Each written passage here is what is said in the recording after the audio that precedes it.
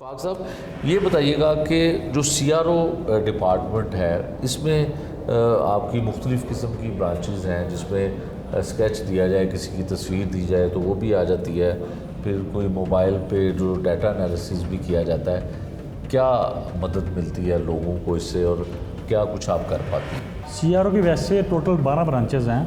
हर branch की अपनी अहमियत है, लेकिन सबसे ज़्यादा जो इम्पोर्टेंट है वो 2 ब्रांचेज़ हैं। एक हमारी CRMS है और दूसरी ब्रांच हमारी डाटा एनालिसिस है।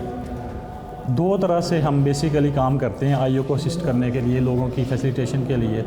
जिस मुकदमा में मोबाइल गया होता है तो हम मोबाइल को IMEI से ट्रैक करते हैं या उसकी CDR ले लेते हैं, तो फिर उस पर वर्किंग आगे स्टार्ट करते हैं। इसके अलावा जब किसी मुकदमे में कोई अक्यूज़ अननोन होते हैं, कोई अक्यूज़ नामजद नहीं होता, उसमें फिर हम उसका जो क्रिमिनल रिकॉर्ड होता है साहब का, जो CRMS ब्रांच ने तरतीब दिया होता है, साहब का क्रिमिनल जब अरेस्ट होते हैं उसकी पिक्चर्स बनती हैं, फिंगरप्रिंट्स लगते हैं, तो हम उसको तस्वीरों से ट्रेस करने की कोशिश करते हैं। एक हमारे पास सॉफ्टवेयर है फेस ट्रेस। इसके अलावा कोई हम जो मदईयान होते हैं, कंप्लेनर होते हैं, उसको साहब का रिकॉर्ड दिखाते हैं इधर बुला के उनको कि आप पहचानने की कोशिश करें जिस बंदे ने आपके साथ कोई वारदात की है।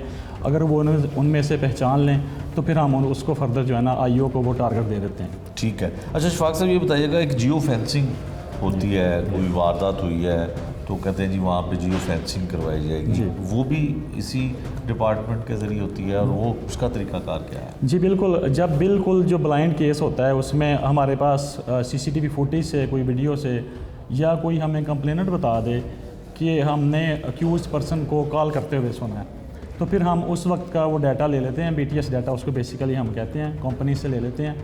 फिर हमारा डाटा एनालिसिस यूनिट है, वो उसका एनालिसिस करता है, शॉर्ट लिस्ट करते हैं हम मुख्तलिफ फ़िल्टर्स लगा के उस नंबर्स को, कि वो जो उस टाइम स्पैम में जो बंदे होते हैं उनको हम शॉर्ट लिस्ट करके फिर उनका क्रिमिनल रिकॉर्ड चेक करते हैं साहब का, उसमें से बंदा हम ट्रेस करते हैं। ठीक है। शफाक साहब, ये भी बताइएगा कि जो रिकॉर्ड याफ्ता लोग होते हैं, जैसे फिंगरप्रिंट, किसी का कोई मुलजिम है, गिरफ़्तार हुआ है, उसके फिंगरप्रिंट लिए जाते हैं, तो वो कितने लोगों के रिकॉर्ड आपके पास मौजूद है? पंजाब भर का, लाहौर भर का, कहाँ कैसे होता है? हमारा लाहौर का अपना रिकॉर्ड है और पंजाब का अपना रिकॉर्ड है। हमारे पास एक्सेस दोनों रिकॉर्ड्स की है। 5,50,000 हमारे पास लाहौर का है, 13,75,000 हमारे पास पूरे पंजाब का डाटा है। ये क्रिमिनल्स का रिकॉर्ड है। ठीक है। और जो फिंगरप्रिंट है, इन सब के फिंगरप्रिंट्स मौजूद हैं हमारे फिंगरप्रिंट और तस्वीर और सब कुछ। अच्छा, अगर कोई ऐसी वारदात होती है तो CRO रिकॉर्ड के मुताबिक अगर किसी ने किसी चीज़ को चेक करना होता है, किसी को ट्रेस करना होता है, आपके पास कोई IO आता है, इंचार्ज इन्वेस्टिगेशन आता है, तो फिर सबसे पहले आप बुनियादी तौर पे किन चीज़ों पे काम शुरू करते हैं कि मुलजिम को पकड़ा जा सके, उसको गिरफ्त में लाया जा सके? सबसे पहले हमारे पास CNAC से हम काम स्टार्ट करते हैं। जिस मुलजिम का CNAC अवेलेबल होता है उसके पास, IO के पास, तो हम CNAC से सर्च करते हैं। 2 तरह की ऑप्शन हैं साहब का क्रिमिनल्स का रिकॉर्ड सर्च करने की, एक CNAC से, और कुछ ऐसे होते हैं जिनका CNAC नहीं होता, फिर हम उनको बाई नेम सर्च करते हैं और बाई एड्रेस सर्च करते हैं। IO उसको प्रोवाइड करते हैं, वो चेक करके वो पिक्चर से भी पहचान लेते हैं कि ये क्रिमिनल हो सकता है। ठीक है। शफाक साहब, ये भी बताइएगा कि कौन से मुलजिम को ज़्यादा पकड़ना मुश्किल होता है? ये क्राइम अगेंस्ट प्रॉपर्टी के मुलजिम को, जो डकैती करते हैं, रॉबरी करते हैं, क्योंकि वो अपने एड्रेसेस पर नहीं होते यूजुअली।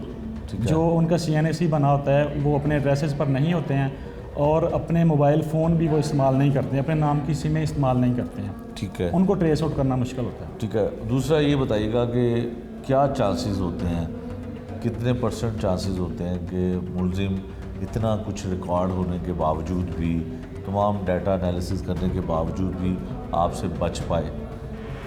अगर मुलजिम का CNAC हमें अवेलेबल हो जाए तो उससे हम उससे बड़ी हद तक काम कर लेते हैं, फिर उसका बचना तकरीबन नामुमकिन होता है। जिसका CNAC नहीं अवेलेबल होता फिर उसको ट्रेस आउट करना मुश्किल हो जाता है।